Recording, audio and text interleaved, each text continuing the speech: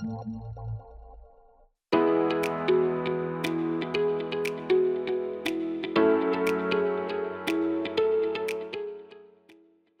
everyone.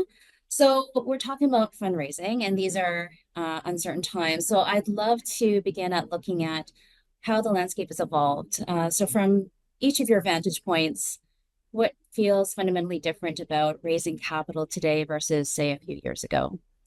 Okay, I'll dive in. I think 5 and 10 years ago are actually quite real markers. Because 5 years ago, if everybody still recalls and isn't still suffering from it, was COVID, and that was a bit of a weird blip in our world.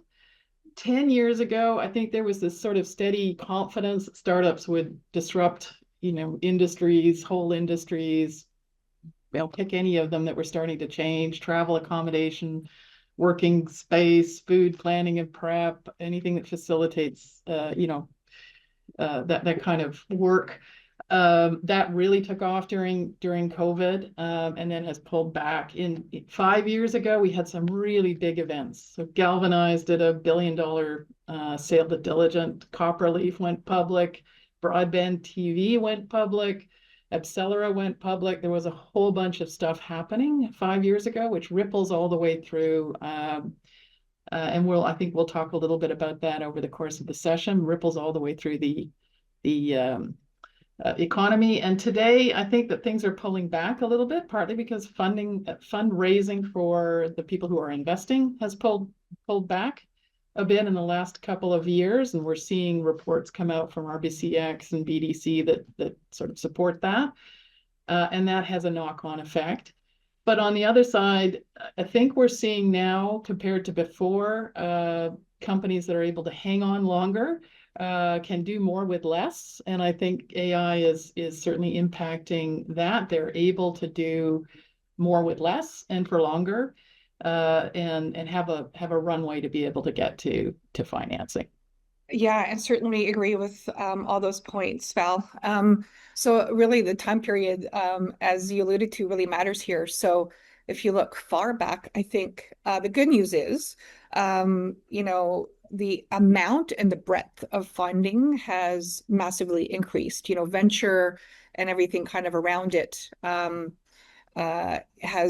is now an institutional asset class that I believe is here to stay, at least as long as companies are, going public less. And even if we have a good IPO window, the overall trend is still just fewer and fewer companies going public. So I do think the private markets in general, from pre-seed, angel pre-seed through to growth and private equity, is very much here to stay. But the flip side is, with so many options, it's harder to make sense of it all and find the right partner for you, because that money is very much global these days as well. And with a lot more options right here at home as well. And then the second big point, of course, that has changed a lot since basically I think November 21 was about the peak. And there was probably Copperleaf's IPO being involved in it. We were very, very definitive on that date. It's been kind of tough depending where you are in your own journey since then. In general, the bar is higher for companies across the board. And really that's happened because, of course, the exits took longer. It took longer for us to return money back to our investors, get more money and redeploy it at the end of the day, right? And also the stock markets, we can't forget about that. We learned our lesson, I think. Frankly, public tech was on fire until very recently. And so we as investors had to compete with those returns, right? So looking for companies on the private side, the bar was higher. If you're still a good company, growing well, having the right unit economics, the right growth, there's lots of capital. But there is that hollowing out of the middle. If you're still trying to figure out and find your inflection point, it is much more difficult for you today. And I know we're going to get into the whole AI question as well shortly. I think following along from what Maria said, the biggest shift I've seen is this mentality at growth at all cost towards more capital efficiency. You have to have your burn discipline matters, and you have to have a path to profitability. And I think that is the largest shift in the last 5 to 10 years. And while you still need to be able to tell a great story as a founder, you need to have metrics and proof that are going to be able to carry you through as well. And so I think the companies that are winning today are the ones that, while they can tell a good story, they're able to demonstrate operational rigor and make sure that they have those proof points to back up why they're fundraising and why they need that capital. So that to me is the biggest shift I see, is this mentality of capital was just following growth at all costs towards more efficient, operationally sound organizations. Yeah, no, for sure. And so, you talked about, 2021 being kind of like the peak of that, valuations, big checks, and easier to raise capital versus now. And I think a big part of that is the shift in AI and how that's impacting investor expectations in recent years. So I'm curious to hear from all of you, how has AI changed investor expectations, and how should companies be thinking about positioning AI as they fundraise in these times? I'll take this one first. Well, it's funny. It has changed everything, but yet not at the same time. And what I mean by that is, of course, it has questioned everything in terms of how you build a company, what is software, what is your long-term moat, where the capital efficiency or not, everything. So as a founder, let alone as an investor, it's been challenging to kind of figure that out in every opportunity that comes across, our desk. But at the same time, what this has done is kind of driven us back to the fundamentals. And we keep going back to the fundamentals every time we kind of go through a cycle, I find. And so the fundamentals still are. So for us, AI as part of your story is table stakes. It's really should be part of every software or tech company, not just software. Hardware too talks about AI. And it's important, if you don't, that's actually a red flag. I think, though, getting to the understanding of how you actually use AI, or how it's, if you're from the ground up or just adding it in, is really important to understand. But really now it's, again, back to the basics of what problem are you solving? What customer outcomes are you actually helping create or drive to? Is it workflow? Is it data? So what is that moat? And then, of course, the people driving it. So why for this kind of market versus the next team? I would say the thing for me is that AI is no longer just a pitch strategy. It has to be core of your capabilities and your strengths. You can't just have it be a slide in your deck. And that is the biggest shift you've seen even in the last 6 months, is you used to be able to get away with how AI is shifting your business, and now it has to be at the core. And if it doesn't improve your margins, it doesn't improve your speed, or doesn't improve your differentiation, then it's not a strategy. And that's ultimately how, when you're trying to present to investors, you have to let them know that it's core to who you are. It's not just an afterthought anymore. I think, it is demonstrated by being able to prove your business, prove that you're solving the problem you're trying to solve with a smaller team, and deploying AI internally to be able to achieve that, but also to demonstrate or to be alive to how your competitors might use it. How is this going to eat at your business, or is it? Can you create that moat that I think Maria and Kim are referring to? Or is AI going to disrupt that? So I think being able to demonstrate that you've got that moat, and proprietary data, I think, is really key to all of this. Being able to actually own the data that you're collecting, and show that that's a defensible part of your business is important. What we're also seeing is a shift in kind of the financials of a business. And it's, happening slowly, but I think you'd be very much interested in particular on this. But, the traditional SaaS company perhaps had the, nice growth of 50% plus over the years, and super high gross margin, like 85% plus. And then, depending where you are in your journey, even profitable and nicely profitable. I would say, in fact, those more traditional companies, we have seen growth slow across a data set that we look at, and you'll see that also in, I think, public metrics. And I do think one of my thesis is that I believe some companies have been kind of over-teched by point solutions. And so growth is slowing and looking for more kind of platform solutions. And so now those traditional SaaS companies that are perhaps in their AI transformation journey, their growth is slowed to, maybe something like 20, 30%, while they kind of either completely rebuild their product, or start adding on those AI features. And more the pure AI native companies, again, depending on their markets, the way we're seeing is they get up quick and running, and super high growth rates. We're talking 100%, 200% plus. Very low gross margins if they're charging, due to compute, and things like that. And again, depending on how they charge. I think the equation below that too is changing as well. R&D costs have really come down. It's less about maybe headcount and more about tooling, depending what their teams are using.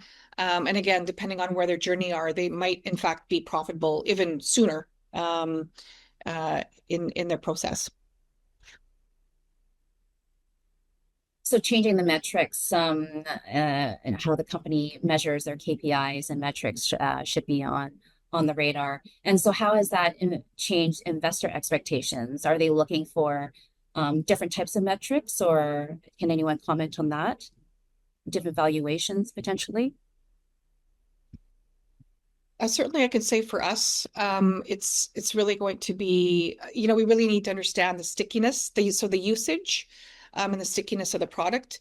And then, of course, churn, especially if they're early in their journey, to understand, to see obviously that repeat returning customer is quite important for us. As a founder, I'll get very tactical in this answer. For me, what I often see is founders aren't raising enough capital. They think they're raising enough, raise more. If you have the ability to fundraise and take capital, raise more than you ever expect you would need to. Of course, that's not the right answer for everybody, and that you might not be able to raise more capital, but if it is in front of you, take it now, because you don't know what the environment's going to be like a year, 2 years from now when you do have to go and raise capital. And it's much easier to get capital when you don't need it than when you do. And the other really tactical one is, for me, the fundraising process is just as important, if not more important, than actually getting the capital. Too many people let a fundraising process run for a very long period of time and don't spend the upfront time putting together the right framework to run it really quickly, really efficiently, and have everything lined up before they go out to fundraise. And what I mean by that is they might start conversations, and then the conversations drag on for months and months and months, versus having very clear set processes and plans of, you're going to start fundraising on the 1st of this month, you're going to reach out to everybody at the same time, and you're going to run a really tight, diligent process to try to get it over the finish line as quickly as possible. You don't realize how many VCs in the background are talking to each other. They're talking about you, they're talking about what they think about your company, and it's either going to drive them because of FOMO to move faster, or it's going to result in them slowing down and dragging because they want to see more information from you and they wanted to take a few more months. So your goal as a founder is to get the fundraising process done as quickly as possible. So keep that in mind, that I spend more time organizing, preparing for the fundraise than I did the actual fundraise process itself. And that is really the biggest piece of advice I can give to any founder. Yeah, because every moment that you spend fundraising, you're taking away from running the business, building the business. But it also gives people a chance to continue to talk and to continue to have objections as to why they shouldn't give you capital. And what you want to do is remove that time frame for those objectives to pile up, because there's always reasons to not give you capital. And I've heard that quite a lot. So sometimes, you're talking to some partners and they take a long time. Their due diligence process takes a significant longer than other parties. And so when do you kind of pull the trigger and say, maybe this isn't going the way that you want it to go, and kind of, stop that conversation? What is, I think it's more, as the founder, you need to drive the conversation and you need to drive the process. Don't let it be the other way around, because as soon as you let the VCs drive the timing and the timelines, then they're in control. So as the founder, you want to try to maintain control as much as possible and set expectations as to when the fundraising is going to start, how many conversations you're in, and how to continually drive those conversations forward, setting up a second meeting, setting up a third meeting, creating that urgency to get across that finish line. I love hearing what Kim is saying because it's taking the time up front and from what I see, having it clean when you go into this process is really important. And it's probably not the most scintillating, interesting thing for founders to do because it's paper-based and you've got to figure out that, what you have in place, but make sure that you got the proper paper. You don't have a messy cap table. Hopefully, by the time you're going out to get money, you've got all of the agreements in place, and they're good agreements. You've filled in holes that you identify. You understand how you're protecting your intellectual property, and you've evidenced that you've done it properly. Or at least if there's any gaps in that and how to respond to it, and if you can, how to fix that. So putting the effort in up front really does help. And I guess the only other thing I would say in terms of your own diligence as a founder before you go out to the market is understand when you're going out to the market. I mean, you are going to go out and have probably a fairly broad reach. But understand who, what category of investor you're really trying to seek it from. Are you at the angel stage? Are you at the venture stage? And then if you're at a certain stage, who's actually writing checks? Because they'll be in their own cycle of being able to write checks, or so don't be alive to who is and who isn't before you go out and talk to them. Yeah, I agree with both those points. And yes, I would say on the VC side, while no one likes to be rushed, you should rush them, right? Like everyone is in a different situation. They might not be getting back to you because they have, some fires they're fighting, and everyone is taking longer today. I can say that. And it was mostly because of the AI trying to figure out what your mode is, kind of reasons, working with existing portfolio companies. But you should try to set those deadlines, ask them if they lead, and if they help bring in partners, if that's something. But obviously, if you create competitive tension, just like in a M&A situation, in your situation, that's generally going to end up to be, a good result, as long as you're open and upfront, as Kim said, on your, timelines, who you're speaking with, or how many parties, all that kind of stuff. So, and the one piece of advice I would give founders is to ask the funds what year they are in their life of their fund. Because that will really matter a lot to you on when they want their money back, plus the return, right? So if they're obviously in the later stage of their fund, they're looking to exit sooner rather than later, which might not line up with what you would like to do. So that's another piece of advice. But stepping back from a moment, I would say, first off, I would ask myself, because in the poll, I noticed there was a lot of bootstrap companies, like, what type of business am I really building? Is it going to have huge outcomes for venture, to warrant venture money? Because our expectations are at least 10x, right?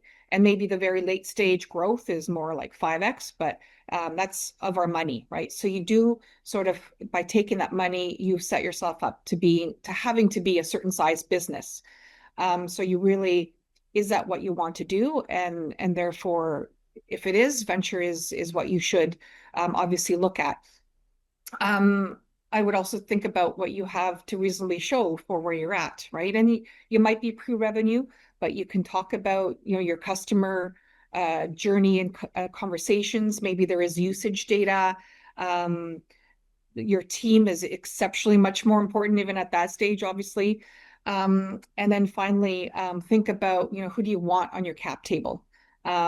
So and why you want the capital. So you should have a very good, I think one of the questions that seemed popular on the poll was, I'm thinking about raising, like, what should trigger that. And so it should be that you've hit some sort of inflection point in your business, and you can kind of understand, if I'm going to invest $1 in this area, I'll be able to, magnify that through through different activities. Maybe it's a marketing activity or what have you. So there's some justification for that capital.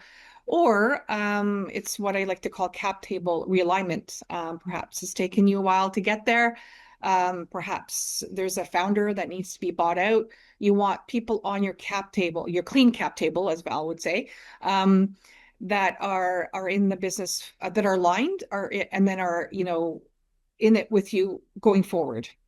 So it sounds like have a strategy to fundraise, make sure it aligns with these key milestones, be intentional with how you fundraise, and make sure you got the goods to back it up. So your metrics, a clean data room, those type of things, because that all impacts valuation, risk, perception. Is that fair to say? Kind of opposite of what everything we just said, and what you just said there. And I think because there is capital kind of for every stage, so even if you are pre-revenue, there is, you know, angels and pre-seed funds. It's really showing progress or proof points in other ways, right? It is, I think from a founder's perspective, probably a fine line between going too early and going too late. You need to know what you're going for. You need to be prepared to go out in the market, but don't wait until the last possible moment, because if you're out fundraising and you're on the brink, that's really challenging. But if you do it too early, you're also not ready to be able to go out there with the story, with what it is that you actually have to sell. Wonderful. All right. So taking this a step further, when you look at companies that raise successfully versus those that struggle, what are those key attributes that separates them? I think for me, the biggest thing is a founder that's curious during the fundraising process. If you think about the people that you're talking to as a founder, you have the attention of incredible people who are giving up half an hour to an hour of their time to hear about your company. So what can you learn from them? What can you take away from that conversation that'll help you build the business? And the best founders view these conversations as that give and take. And that, yes, you're pitching and you're telling about your company, but when you hear objections as in questions that are coming from the VCs, get curious about why. Try to understand where they're coming from, why they're asking that question. And it's either there's a gap in your presentation that you need to then go proactively fill, or they're going down a thread that you should probably explore because they've seen lots of companies and they probably explored lots of problem areas in your space. So they've got a breadth of experience that, while not deep in your company, is broader across a whole swath of companies that they're seeing that are fundraising right now. So being curious and understanding what value you can also get out of these conversations beyond just capital. Yeah, those are fantastic points. Maria? Yeah, I would say, you know, I would put it in the buckets of kind of clarity, evidence, and self-awareness, maybe. So that clarity is, you know, in their pitch, they're really clear about the problem they're trying to solve, about what customers are trying to delight and what the benefit is going to be to the customer, and, you know, have some idea, again, depending on where they are in their journey, on how they're going to find that customer and sell to that customer. And often that's, you know, tends to be the use of proceeds, but really understanding your metrics is super important. You know, I would say being able to clearly articulate that, you know, is important, because if you can't do it to us, then how are you doing it to your customer? You know, and that's how, you know, kind of what we think. And then again, that evidence that we talked about before, there needs to be some evidence to validate everything you just said. You know, and if you have customers, great. That obviously goes a long way. If it's early in the revenue, it's again, maybe it's usage, maybe it's some other metrics that you can rely on, your pipeline, etc. And then finally, that self-awareness really is about the team, right? So often at the early stage, the CEO is doing everything. You would expect that. They have to be close to the customer, have to be close to thoroughly understanding the problem. But there is already some recognition of the help they need, some ideas how they want to augment, who they want to bring on, and that curiosity and learning that Kim said, needs to come through that as well. Not, pretend to know all the answers. We certainly, no one does, and we would not expect that of any one founder. Yeah, I think we've seen a lot of pitches where, the founders aren't quite clear on their metrics, and the people that they're pitching to can sniff that out quite quickly. So I think just be prepared and be very laser focused on those. Great points. Val, do you have any comments? Yeah, I'm not much to add to that, but I think just, it seems to me focusing more on the business and what it is that you are doing, solving, how you're reaching your customer, how you can scale, what are you going to do with their money, how are you actually going to deploy that capital that you take in.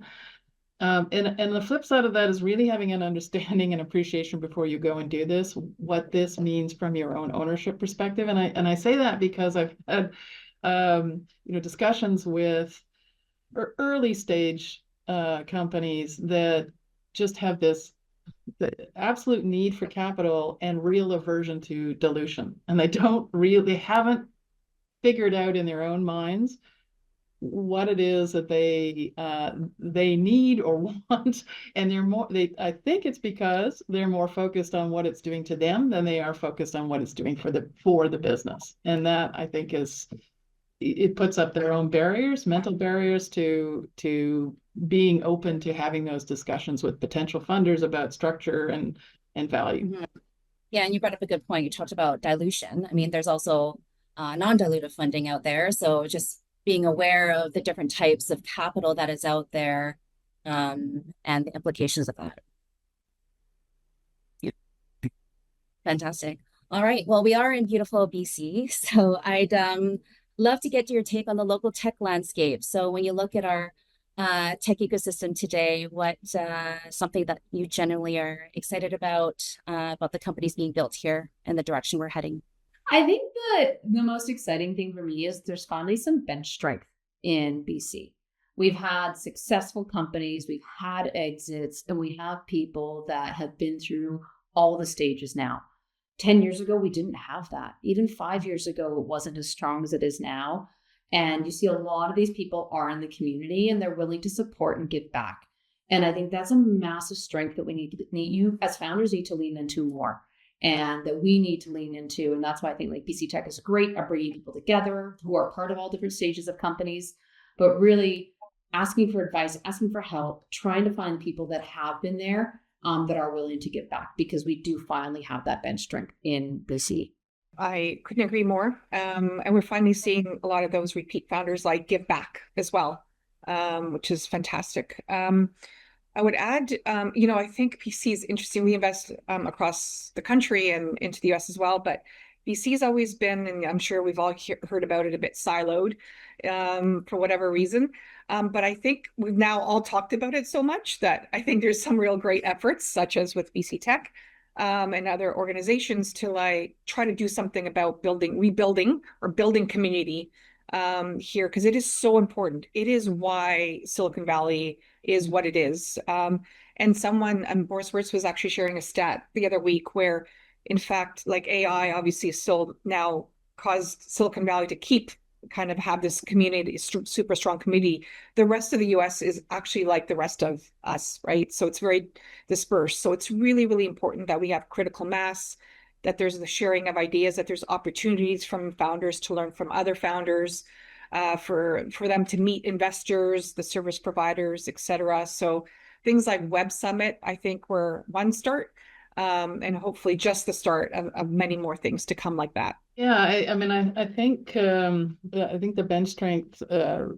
references are really important, and I think talent acquisition has always been a challenge, I think, in this region, and BC Tech has always referenced that, I think, is one of its points of concern.